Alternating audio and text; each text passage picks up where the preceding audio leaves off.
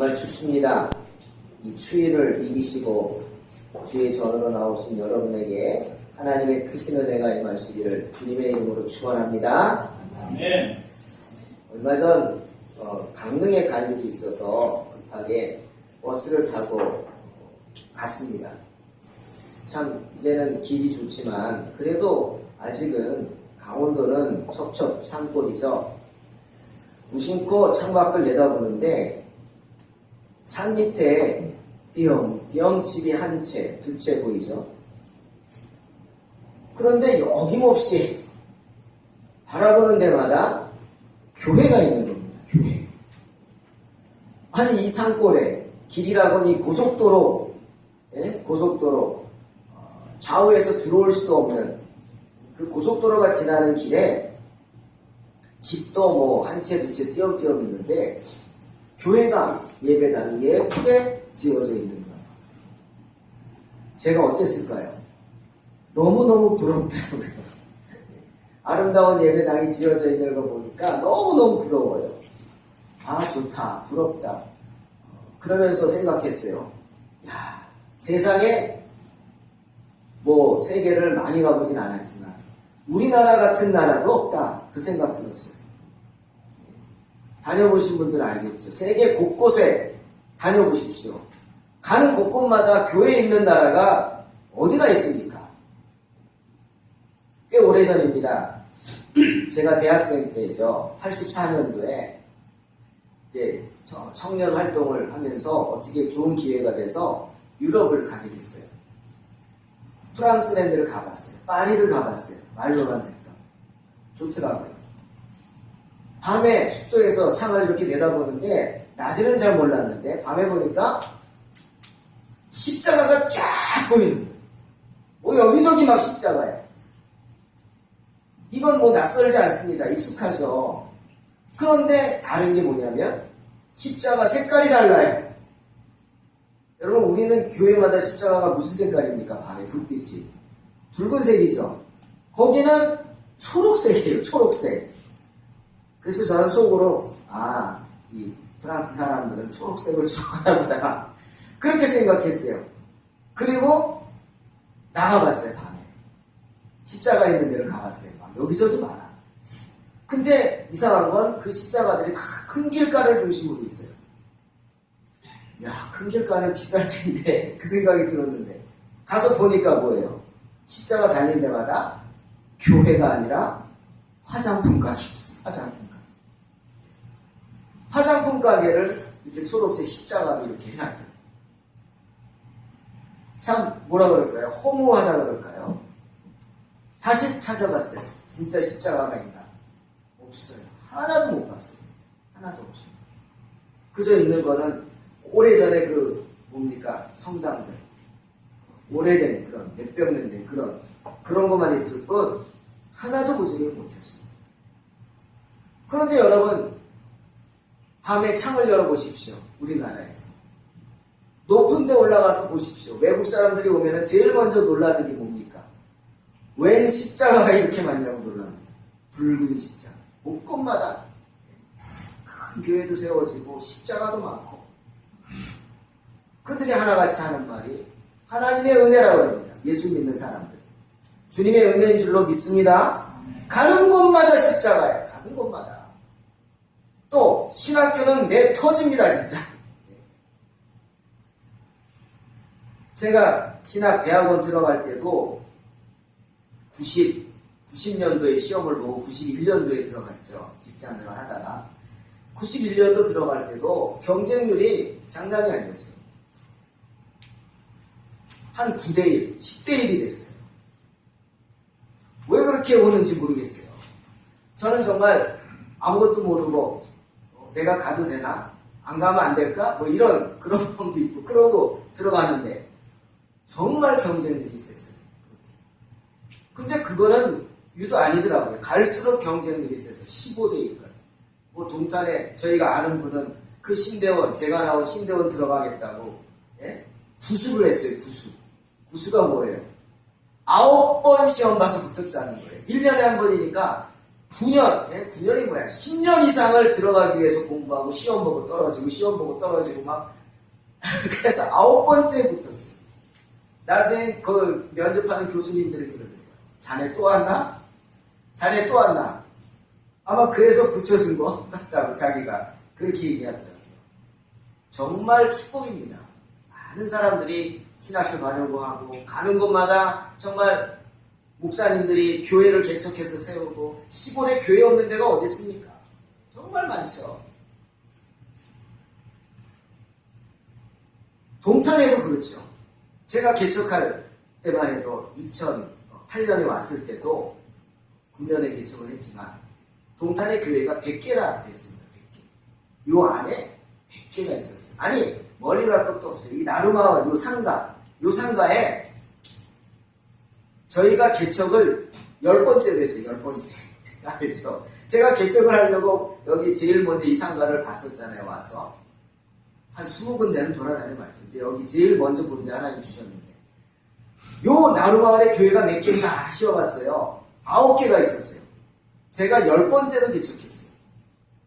근데 제가 개척을 하고 나서도 이 나루마을 상가에 교회가 몇 개가 더 들어섰어요? 5개가 더 들어섰어요. 그래서 한때는요, 이 크지 않은 상가에 앞뒤로 교회가 15개가 있었어요. 믿어지십니까? 정말, 뭐 상가마다 쳐다보면 2개가 있다면 꼭 있대 2개. 뭐죠? 치과는 꼭 있고, 또 뭔가 있어요. 교회는 꼭 있고. 우리나라가 그렇게 하나님의 은혜로 정말 그리고 하나님이 쏟아 부어주셨어요. 은혜를 쏟아 부어주셔서 많은 사람들이 예수 믿었어요. 정말 한때는 교회를 개척만 하면 성도들이 몰려왔어요. 어저께 우리 동기 목사님, 저보다 나이는 많은데 그 목사님하고 통화를 했어요. 그거는 개척한 지 지금 16년 됐어요. 그래서 지금 저기 태릉 근처 그 작은 신도시에 종교부지를 받아서 교회를 잘 지었어요. 그 목사님하고 얘기하면서 그분이 그래요. 그 목사님 참 어렵죠? 자기는 막차를 탔대요. 막차. 무슨 말인가 했더니 자기가 개척할 때만 해도 세상에 이렇지 않았대요. 많은 사람들이 정말 주님 말씀을 사모해서 몰려들었대요. 그래서 반 지하에 작게 개척을 했는데도 4개월이 됐는데 교회를 옮겨야 될 정도로 80명이 왔대요. 그래서 내가 믿지 못했어요. 그게 진짜냐고. 그랬대요. 상가를 옮겼대요. 상가를 옮겼더니 옮기자마자 100명이 됐대요. 하나님이 그렇게 막 부어주셨대요. 그런데 저보고 그래. 그게 언제 얘기냐? 16년 전 얘기예요. 지금은 아닙니다. 지금은 아닙니다. 정말 지금은 어려운 시대에 우리가 살고 있습니다. 경제적으로 어렵다고 그러시죠? 다들. 근데 한편 생각하면요. 저는 아니라고 봐요. 경제적으로는 풍족합니다. 암만 어려워도 굶는 사람 없어요. 라면이 주식이 아니라 그렇게 말하는 분도 있을지 모르지만 죄송하지만 간식이죠. 아무리 어려워도 집집마다 텔레비전 해가지고 무슨 박스 달아서 보고 싶은 거 마음대로 볼 수 있고 그 돈도 매달리죠. 핸드폰 없는 사람이 없어요. 한 대, 2대. 때 되면 핸드폰도 바꾸고 차가 없는 집이 없어요. 우리가 할 걸 다 하면서 어렵다고 하는 건 그만큼 우리의 수준이 높아지고 우리 생각이 달라지고 우리가 바라는 것들이 높아진 거죠. 그러나 교회는 어려워지고 있어요. 하나님의 마음은 더욱 아파합니다. 지금 여기 동탄에 15개 됐던 교회들은 다 어디 가고 7개 남아있어요. 7개. 이게 지금 5년 정도 된 이야기입니다. 동탄에 100개가 넘는 교회들이 지금은 다 어떻게 되고 너무 힘드니까 버티기가 힘드니까 하루하루 월세 또 여러 가지 환경 또 우리 지난주에 얘기했죠. 인랜드 교회라는 목사님의 간증, 미국에서 개척시켜준 교회 동탄이에요. 참 동탄은 그런 선교지에 본인도 자신감 있게 왔어요. 1년 됐는데 한 가정도 안 왔대요. 결국 정리하고 작게 옮긴다고. 그게 현실입니다. 또 우리 동기 목사가 전화해서 그러는 거예요. 제천에 있는 친구 목사님인데 저를 위해 기도한대요. 동탄 소망교회 위해서. 고맙죠. 인천에 있는 이야기를 하더라고요. 자기 친구가 인천에 있는데 힘들어서 아르바이트를 한대요. 뭘 하냐? 목사님들이 대부분 할 수 있는 게 뭡니까? 택시 운전이래요. 택시 운전. 그런데 박 목사 놀라지만 거기 목사님들 신우회가 있대요. 택시 운전을 하는 목사님들의 신우회가 있는데 40명에서 50명이 모인대요. 말로만 듣던 게 현실이라는 거예요. 정말 점점 교회가 어려워지고 성도들의 마음이 주님을 떠나가고 있다. 그게 느껴집니다. 동탄도요. 제가 작년 초에 한 열흘인가 보름 일해 봤는데 여기는 삼성전자가 있잖아요. 그러니까 교회 힘드니까 개척한 교회 목사님들이 아르바이트를 합니다.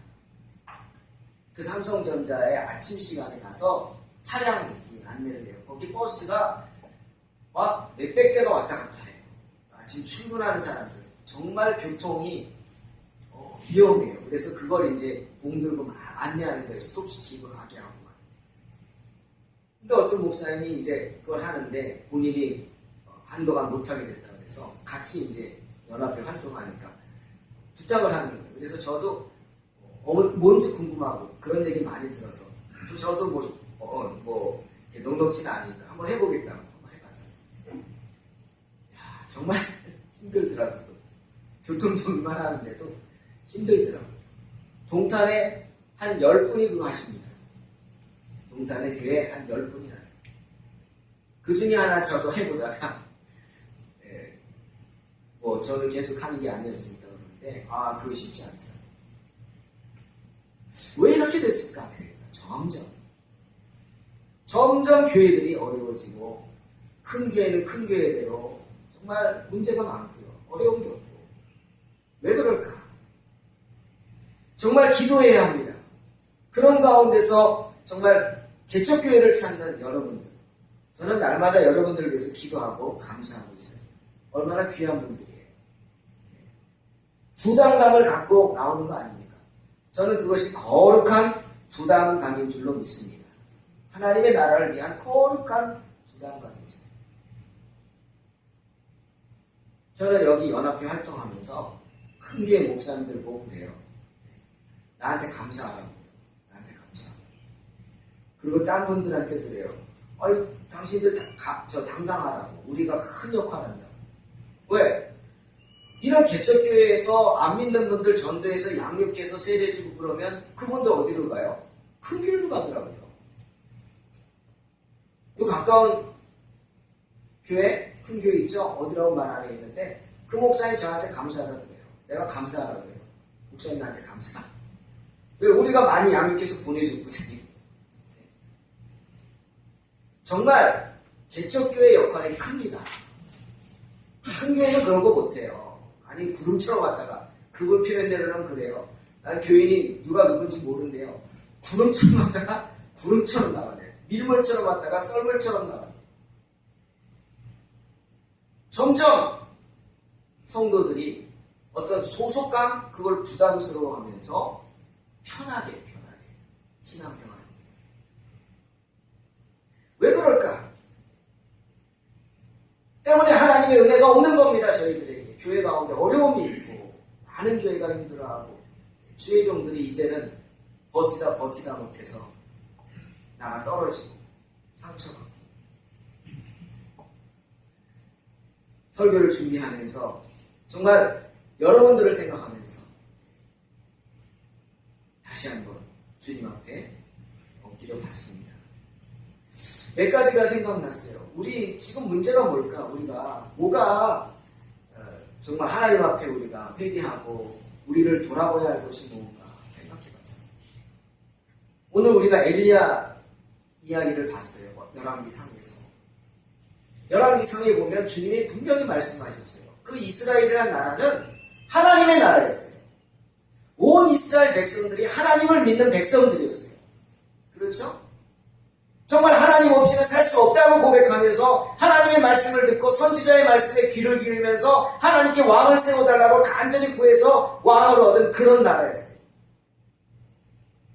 절기를 지키고 하나님을 예배하고 우상을 버리고 정말 경건하게 살던 그런 백성들의 나라였어요. 그런데 어느 순간 그 하나님의 은혜가 없어져 버렸어요. 어느 순간 그들은 바알을 섬기고 아세라를 섬겼어요. 여러분, 이 바알과 아세라가 어떤 우상인지 아십니까? 그냥 우상인가 보다. 아닙니다. 거기에는 어떤 굉장한 신학적인 의미가 있습니다. 바알은 태양신입니다. 아세라는 땅의 여신이에요. 이 바알과 아세라는 떨어질 수 없는 사이입니다. 왜? 둘이 부부입니다. 부부. 바알과 아세라가 만나서 사랑을 하면 이 땅에 비가 내립니다. 옥토가 되는 거예요. 이스라엘 백성들은 당시 가나안 사람들이 섬기던 이 신들을 섬겼어요. 뭡니까? 물질의 신입니다. 물질의 신. 바알과 아세라는 물질의 신입니다. 그들의 관심이 하나님에서 뭘로 바뀐 거예요? 물질로 바뀐 거예요.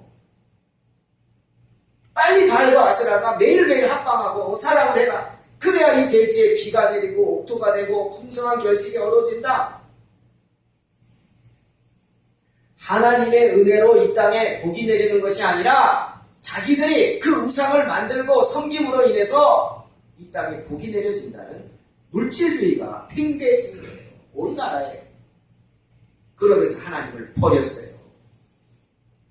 그러니 여러분, 하나님이 어떻게 하시겠어요? 여러분 생각해 보세요. 여러분의 자녀가 바른 길을 안 가고 있어요. 그러면 부모의 입장에서 충고하겠죠. 너 그러면 안 된다. 그러지 마라. 그런데 그러고 말 겁니까? 그렇게 말을 해도 듣지 않으면 어떻게 해야 돼요?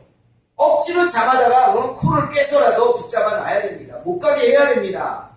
애를 들어서 때리더라도 못하게 해야 합니다. 안 그러면 그 영혼을 죽이는 거거든요. 하나님도 마찬가지입니다. 여러분, 그거 두려워해야 돼요. 내가 자꾸 잘못된 길로 가고 잘못된 길로 가면은 하나님 어떻게 하세요? 매를 드십니다. 아멘? 두려운 얘기지만 진실입니다. 하나님이 여러분을 사랑하시기 때문에 하나님은 매를 드실 수밖에 없는 거예요. 왜? 사랑하니까. 이스라엘 백성도 마찬가지입니다. 하나님 매를 드셨어요. 가뭄을 주셨어요. 1년, 2년, 3년 동안 비 한 방울 내리지 않았어요. 여러분, 3년의 가뭄이 오면 지하수도 말라버립니다. 끔찍한 가뭄이 왔어요. 다 죽겠다고 난리가 났어요.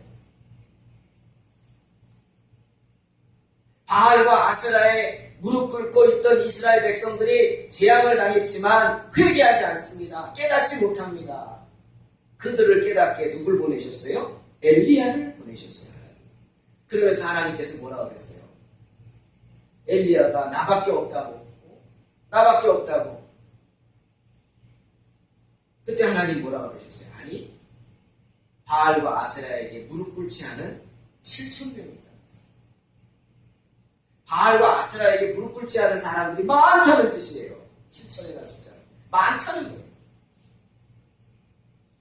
저는 이 어려운 시대에 이렇게 하나님의 은혜를 저버리고 물질에 쩔쩔매는 그런 시대에, 물질을 따라 사는 이런 시대에 바로 여러분이 바알과 아세라에 무릎 꿇지 않은 7,000명의 성도인 줄로 믿습니다.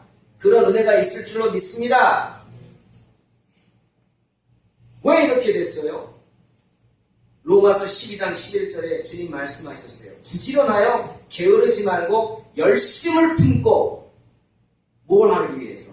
뭘 하기 위해서 부지런하고, 뭘 하기 위해서 게으르지 말고, 뭘 하기 위해서 열심을 품으라는 거예요. 주를 섬기라.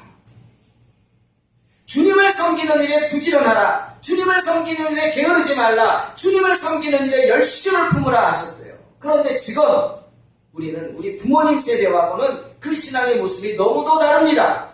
열심이 없습니다. 헌신하려고 하지도 않습니다. 교회에 정하고 등록하고 자신을 드러내놓고 봉사하고 헌신하려고 하지 않습니다. 교회들이 불신자를 전도해서 채우려고 하기보다는 다른 교회 교인들 데려오기를 바랍니다. 정말 하나님이 싫어하시는 일이죠. 전도의 경쟁을 하는데 서로 불신자들을 전도하는 경쟁이 아니라 믿는 사람들이 교회 이동이에요. 수평이고. 우리가 다 아는 얘기죠. 회개해야 합니다. 또 하나, 신방하려고 하지 않습니다. 신방받지 않습니다. 우리 여기 나루마을 근처에 큰 교회 목사님 그래요. 저희 교단 목사님. 교인들이 신방을 안 하려고 그러는데 우리는 저게 없대요. 이렇게 정기적인 대신방처럼 그런 게 없대요. 네, 그게 없어요? 없대요. 교인들이 신방 별로 원하지 않는데요. 그래서 신청받아서 안 돼요. 신청받아서. 여러분 누가복음 19장 5절에 삭개오라는 사람이 구원받았습니다. 회개했습니다. 자기 전 재산의 반을 내놓았어요. 돈밖에 모르던 사람이. 그리고 내가 남의 것을 빼앗은 일이 있으면은 4배나 갚겠다고 하나님께 약속하고 실천으로 옮긴 줄로 믿습니다. 어떻게 그런 일이 일어났죠? 신방받았기 때문이에요. 신방받았기 때문에. 예수님이 삭개오의 집에 신방 갔어요. 뽕나무에 오른 삭개오를 보고 삭개오야 내려와라. 오늘 내가 너의 집에 유하여야 하겠다. 내가 오늘 네 집 신방 가겠다. 빨리 신방 준비해라. 그 소리죠. 삭개오가 너무나 좋아가지고 기쁨으로 내려와서 그저 막 그냥 주님을 모시고 자기 집에 가서 온 가족을 그저 동원해서 대접하고 사람들을 초대했어요. 그리고 그 자리에서 그는 회개했어요. 어떻게? 주님을 만났기 때문에. 주님을 자기 가정에 모셨기 때문에. 오픈했기 때문에. 그런데 요즘 사람들은 오픈하려 하지 않습니다. 신방받지 않는다는 건 뭐예요? 오픈하기를 두려워하는 거예요. 물론 우리 목사들도 회개해야 합니다. 목사를 목사로 생각하지 않기 때문이겠죠. 목사님들을 주의 종으로 진정 생각한다면 마치 예수님을 모시듯 신방받기 원하겠죠. 그렇지 않기 때문에 우리의 문제죠. 그리고 또 한 가지 여러분 출애굽기 12장 13절 보니까 주님께서 이스라엘 백성들에게 뭐라고 그랬냐면 집 대문에 어린 양의 피를 바르라고 그랬어요.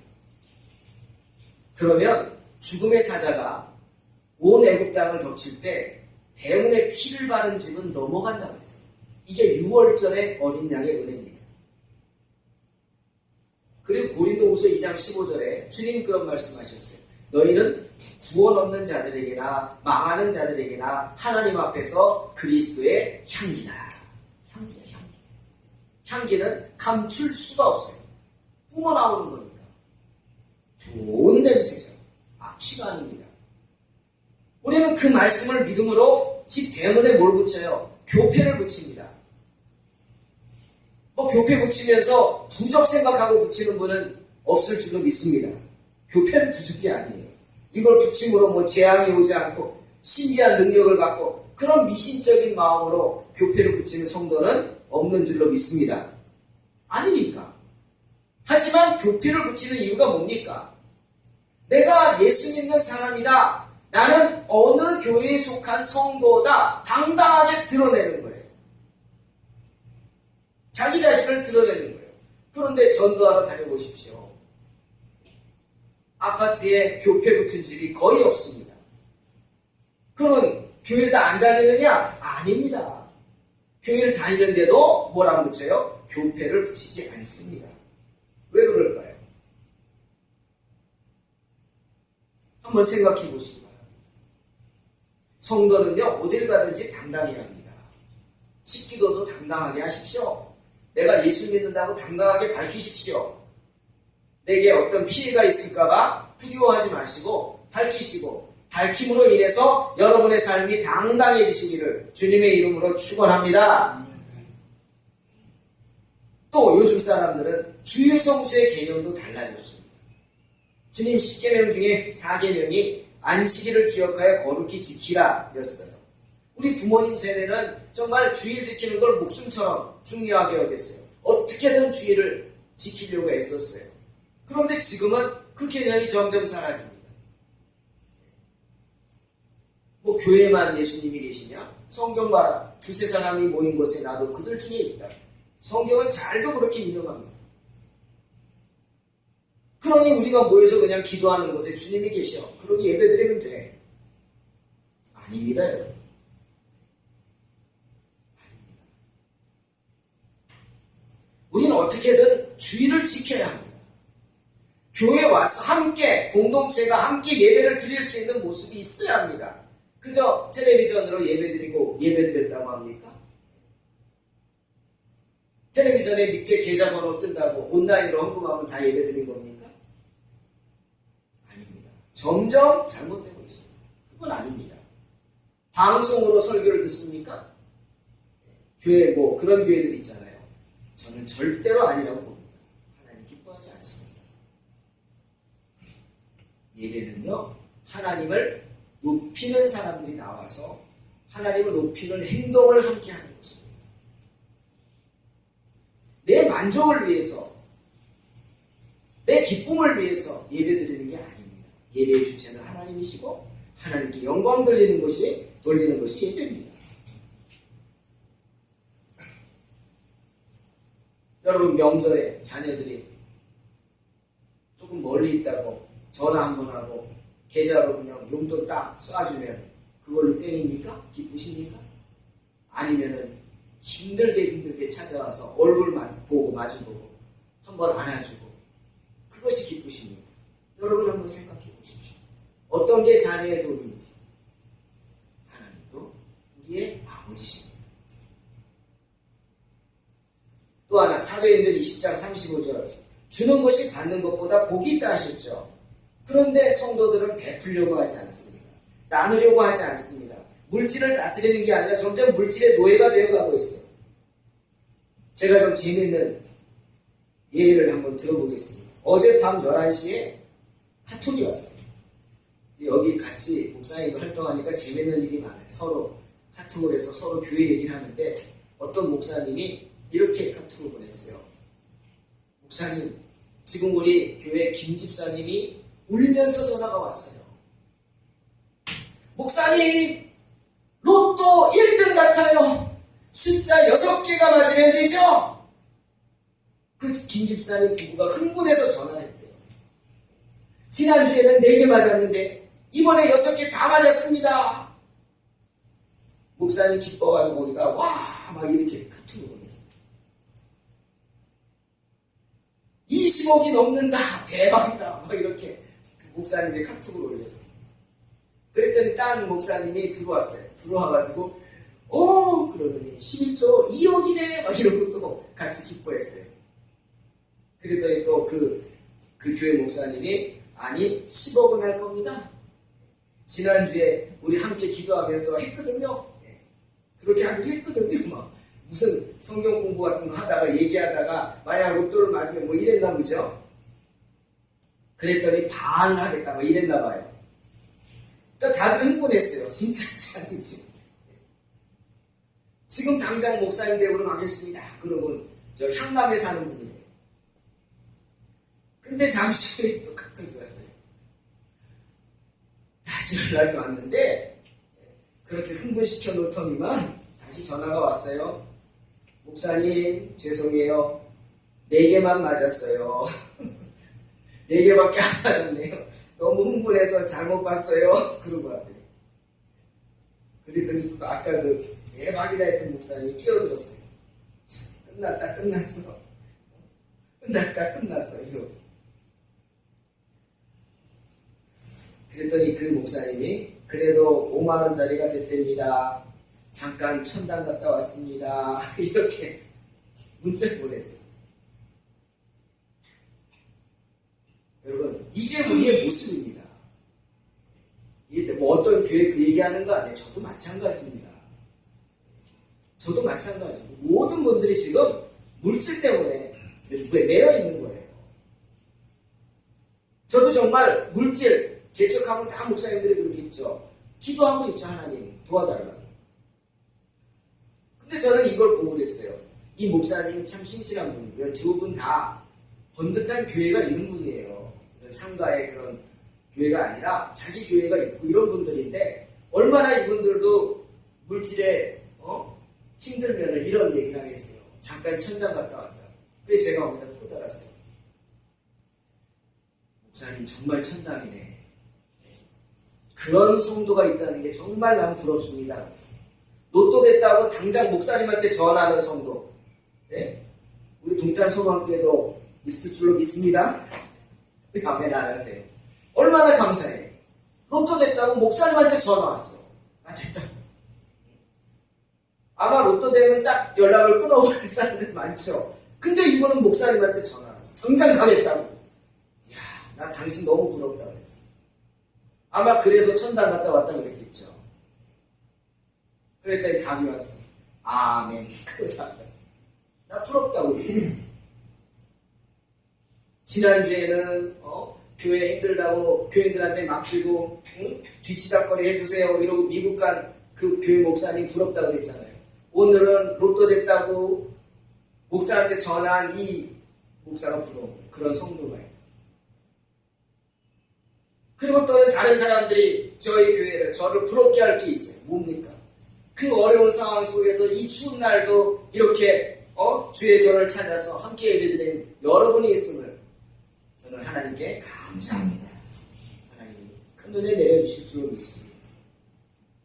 이게 우리의 모습이에요. 점점 물질 때문에 여러분 사도행전은 이제 하나님의 말씀을 들은 사람들이 세상으로 나가서 말씀을 전하는 거예요. 하나님의 말씀을 전하고 하나님이 행하신 일들을 전하고 모든 일을 전하는 그 시간에 왜 이 주는 것이 받는 것보다 복이 있다는 이 말씀이 복음서에 있는 게 아니라 왜 사도행전에 있을까? 한번 생각해 보세요. 유일하게 있는 말씀 사도행전에 이 주님의 말씀이 주는 것이 받는 것보다 복이 있다. 그러면서 주님 이렇게 말씀하셨어요. 뒤에 범사에 너희에게 모본을 보였노니 곧 이같이 수고하여 약한 사람들을 도우라. 뭡니까? 내가 그렇게 살았다는 겁니다. 내가 그렇게 이 세상에 와서 주며 베풀며 살았다. 잠도 자지 못하고 먹지도 못하고 그 피곤한 몸을 이끌고 그저 달려드는 사람들, 살려달라고 하는 사람들, 고쳐달라고 하는 사람들, 죽겠다고 하는 사람들 일일이 손을 얹고 기도하면서 주님은 베풀고 나누는 삶을 사셨습니다. 내가 그렇게 살았으니 너희도 나의 제자라면 그렇게 살아라. 주는 것이 받는 것보다 복이 있다. 저는 사도행전이 성도행전이라고 생각합니다. 이 세상에 나아가 성도로서 생활해야 하는 성도들이 명심하고 따라야 할 성도행전이라고 믿습니다. 그 기본이 뭐예요? 주는 것이 받는 것보다 복이 있는 것. 그리고 한 가지 더 우리가 반드시 명심해야 할 말씀이 있습니다. 출애굽기 23, 4절 3계명입니다. 뭐죠? 너를 위하여 새긴 우상을 만들지 말라. 너를 위하여 새긴 우상이라고 했어요. 그러면서 주님 뭐라고 했냐면 하늘에 있는 것이나 아래로 땅에 있는 것이나 물속에 있는 것 아무 형상도 만들지 말라. 그런데 요즘 저희를 보면요 이 3계명을 어기는 성도들이 점점 많아진 것 같아요. 가족에 쩔쩔매며 삽니다. 가족 때문에. 자녀들에게 쩔쩔매며 삽니다. 어떻게 보면 여러분 생각해 보세요. 가정이 나의 우상이 되지 않습니까? 우상이 뭐예요? 하나님보다 내가 더 사랑하는 게 우상이에요. 하나님보다 내가 더 우선시하는 게 우상이에요. 그런데 점점 사람들은 가정을 자녀들의 쩔쩔매면서 우상 섬기듯이 그렇게 삽니다.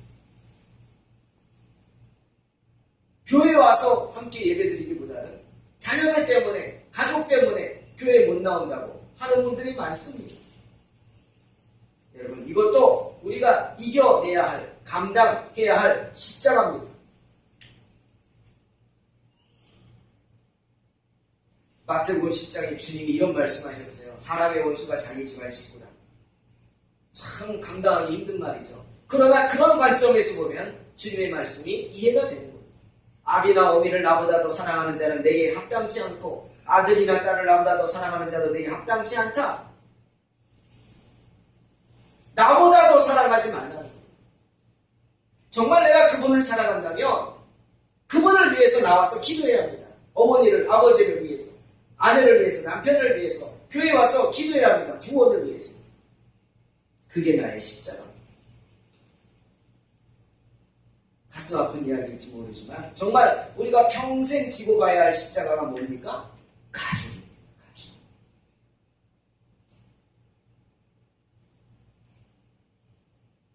그러니 이 어려운 현실 속에서 이렇게 신앙생활하기 어려운 시대에서 이렇게 작은 교회, 개척교회 같은 곳에서 하나님과 교회 앞에서 자신을 드러내놓고 신앙생활하는 어떻게든 교회를 세우려고 하는 여러분을 하나님이 얼마나 기뻐하시겠습니까? 여러분은 오늘 본문에 나오는 이 어린 나귀의 주인과 같은 분들입니다. 예수님을 위해 작은 나귀 새끼를 준비하여 기쁨으로 드린 어린 나귀의 주인과 같은 분들인 줄로 믿습니다. 성경을 보십시오. 곳곳에서 하나님의 사람들이 등장합니다. 때로는 아리마대 요셉처럼 그 이름이 드러나는 사람들도 있지만 많은 분들이 이름도 드러내지 않고 이름도 없이 빛도 없이 묵묵히 헌신하는 사람들이 많습니다. 여러분 생각해 보셨어요? 예수님이 3년간 제자들을 데리고 생활하셨어요. 그럼 12명만 데리고 다녔나요? 아닙니다. 성경을 보십시오. 예수님이 십자가에 달려 돌아가실 때 그 밑에 갈릴리에서부터 예수님을 따르던 여인들이 있었다고 했어요. 주님은 3년 동안 12명만 아니라 더 많은 제자들을 함께 데리고 다녔어요. 아니 많은 사람들이 주님을 쫓아다녔어요. 그 무리가 50명도 될 수 있고 100명도 될 수 있어요. 그러면 그 많은 사람들이 어떻게 먹고 마셨겠어요? 다 굶어? 금식합니까? 아닙니다. 그 많은 사람들이 3년을 먹고 마실 수 있도록 섬긴 사람들이 있습니다. 누구죠? 모릅니다. 이름도 없어요. 드러나지도 않아요. 하지만 자기들의 것을 가지고 그 예수님과 일행을 섬긴 수많은 사람들이 있습니다.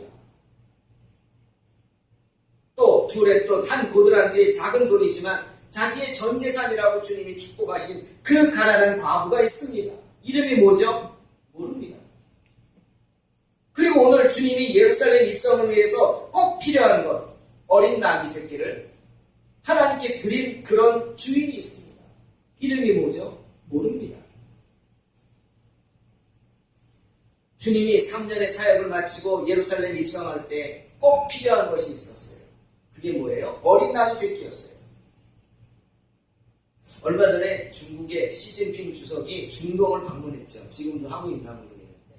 근데 한 나라에서 시진핑 주석이 탄 비행기를 호위하겠다고 전투기 4대를 띄웠어요. 그래서 앞뒤 좌우로 호위하고 왔어요. 그게 방송에 나오는 거예요. 미국의 대통령이 와도 전투기가 떠가지고 호위하지 않습니다. 극진한 대우를 받은 거예요. 왜? 미국과 동등한 대국의 대통령이니까. 그런데 하물며 하나님의 아들 예수님이 예루살렘 성에 입성합니다. 그럼 뭘 타고 오셔야겠어요? 어떤 분이 그랬대요. 구름을 타고 오시리라. 그랬더니 말도 안 된다고. 사람이 어떻게 구름을 타냐 그랬대요. 예수님 재림할 때. 그랬더니 어떤 목사님이 그랬대요. 그래? 그러면 하나님의 아들이 이 땅에 올 때 뭐 타고 오겠냐고. 무슨 차를 타고 오는 게 좋겠냐고. 차 타고 오겠냐고. 사람도 타는 차를 타고 오겠냐고. 적어도 하나님의 아들인데 사람이 못 타는 거 타야지. 그게 뭐예요? 구름이지. 똑같은 일입니다. 하나님의 아들이 예루살렘에 입성하는데 뭘 타고 오셔야겠어요? 뭘 타고 오신들 그게 합당하겠습니까? 그런데 역설적으로 예수님은 뭘 타고 오셨어요? 어린 나귀 새끼를 타고 오셨어요. 스가랴서의 예언이 되어 있죠. 주님은 겸손해서 나귀의 새끼를 탄다. 말도 아니고 나귀도 아니고 어미도 아니고 어린 나귀 새끼를 타고 오십니다. 그런데 그걸 준비해야 되는데 예수님의 일행들이 그런 어린 나귀 새끼를 준비할 수 있는 사람이 하나도 없었어요. 누군가 드려야 하는데 드릴 사람이 없어요. 누군가의 도움이 간절히 필요한데 그 어린 나귀 새끼를 드릴 수 있는 사람이 없었어요. 실제로 능력이 안 돼서 없었는지도 모르겠고 아니면 능력이 되지만 자기가 하기 싫어서 안 했는지도 모르겠습니다. 작은 돈은 아니었겠죠. 주님이 그 사실을 보시고 제자 둘을 불렀어요. 그리고 너희 지금 맞은편 마을로 가라. 가면은 아직 아무도 타보지 않은 나귀가 새끼가 매여 있는 게 있을 거다. 풀어 끌고 와라. 제자들이 그 말을 듣고 황당했어요. 아니 들나귀도 아니고 매여 있다면은 주인이 있는 건데 그냥 무조건 끌고 오라고 하면은 훔쳐오라는 건가? 여러분 얼마나 당황했겠어요. 그러자 주님이 그 모습을 보시고 이내 이렇게 말씀하셨어요. 그래, 만일 누가 왜 그러냐 묻거든 이렇게 말하라. 주가 쓰시겠다 하라. 그리하면 즉시 보낼 것이다. 제자들이 가니까 정말 나귀 새끼가 묶여있네. 풀어서 데려오려고 하니까 주인이 묻습니다. 왜 그거를 풀어가느냐? 제자들이 어떻게 했겠어요? 그대로 말했어요. 주가 쓰시겠다 합니다. 놀랍게도 그 나귀 새끼의 어린 나귀 새끼의 주인이 아무 말도 않고 가져가게 했다는 거예요. 이름도 모릅니다. 누군지도 모르는 그 어린 나귀의 주인, 그 어린 나귀의 주인이 주님께 그 어린 나귀를 드림으로 예수님은 왕으로서 예루살렘에 입성하신 것입니다. 사랑하는 성도 여러분, 이름도 몰라요. 어떤 사람인지도 몰라요. 하지만 말없이 자신의 것을 주님께 드린 그 어린 나귀의 주인으로 인해서 우리 주님은 큰 영광을 받으셨습니다. 어린 나귀 주인의 겸손한 섬김으로 스가랴의 예언은 성취되었습니다. 예루살렘 백성들은 큰 기쁨을 얻게 되었어요. 저는 여러 번 생각하면서 그런 마음 가졌어요. 동탄에 많은 교회들이 있습니다. 100개는 될 거예요. 버젓한 교회도 많습니다. 종교부지에 버젓한 교회들. 규모도 잘 갖추어져 있고. 하지만 그런 교회가 있음에도 묵묵히 어린 나귀 새끼를 드린 그 주인처럼 저희 동탄 소망교회를 위해 헌신하는 여러분, 하나님이 크신 축복을 내려 주실 줄로 믿습니다. 주님 분명 말씀하셨어요. 마태복음 10장. 이 보잘것없는 사람 중 하나에게 그가 내 제자라고 하여 냉수 한 그릇 주는 사람은 반드시 그 상을 받을 것이다. 주님께서 이 부족한 종의 기도를 들어주실 줄로 믿습니다. 다니엘의 축복을 아십니까? 다니엘 12장 3절. 많은 사람을 옳은 대로 돌아오게 한 자는 별과 같이 영원토록 비추리라. 여러분에게 다니엘의 축복이 임하시기를 주님의 이름으로 축원합니다. 먹구름이 길 때도 있습니다. 우리 인생 가운데 어려움이 있습니다. 아까 우리 예배 전에 집사님하고 얘기했죠. 고난이 너무 많다고. 저는 그런 생각합니다. 고난이 없으면 천국입니다. 이 세상에 살아있다는 거예요. 고난이 있다는 것은. 내가 살아있다는 거고, 다시 말하면 내가 할 일이 남아있다는 겁니다. 아멘? 내가 할 일이 남아있기 때문에 고난이 있는 거예요. 아직 하나님이 내가 감당할 일을 다 감당하지 못했기 때문에 그 고난을 당하게 하는 거예요. 하지만 그 고난은 어떤 고난이에요? 좋은 고난입니다. 역설적이죠. 고난이 뭐가 좋겠어요? 하지만 왜 좋은 고난이냐? 나를 더 성장시키고 우리를 더 복되게 할 것이기 때문에 그 고난은 좋은 고난입니다. 엘리야에게 마무리합니다. 엘리야가 바알과 아세라 선지자 850명과 대적했어요. 하늘에서 불 떨어지게 하는 싸움이 있어요. 이겼어요. 불이 떨어졌어요. 이스라엘 백성들이 놀라서 850명을 칼로 쳐 죽였어요.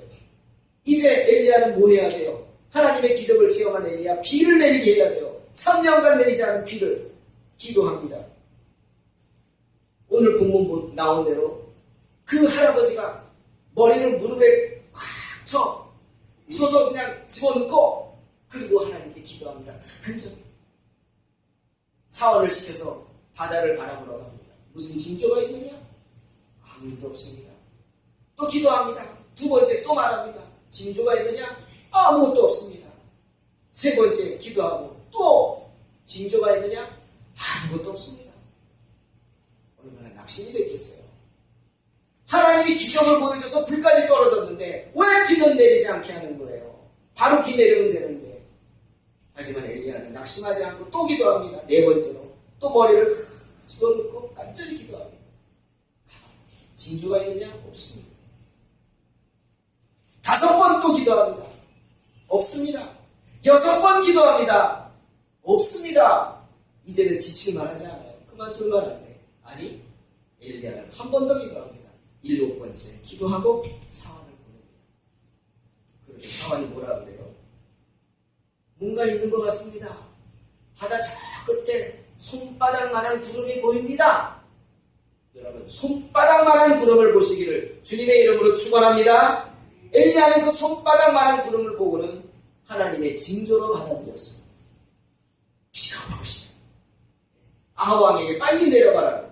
큰 비가 올 것이다. 비가 오면 못 가니까 마차 타고 빨리 가라고 사람을 보냅니다. 이것이 엘리야의 믿음입니다.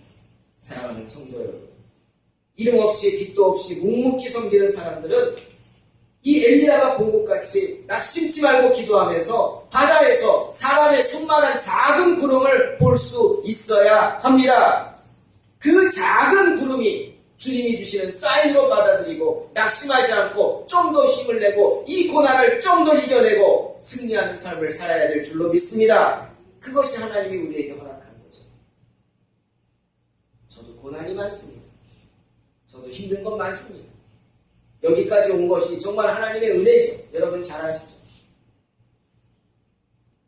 정말 금년에는 하나님께서 저에게 여기저기 다니면서 개척간증하게 하실 거라고 그러셨거든요. 정말 그래요. 지난번에 삼행제일교회 갔죠. 다음 달에 또 제천에 갑니다. 그리고 또 다음 달에 또 서울에 갑니다. 그리고 그 다음 달에 또 지금 얘기가 되고 있습니다. 저 정말 가서 간증하고 싶어요. 난 정말 개척이거든요. 저는 아무것도 없이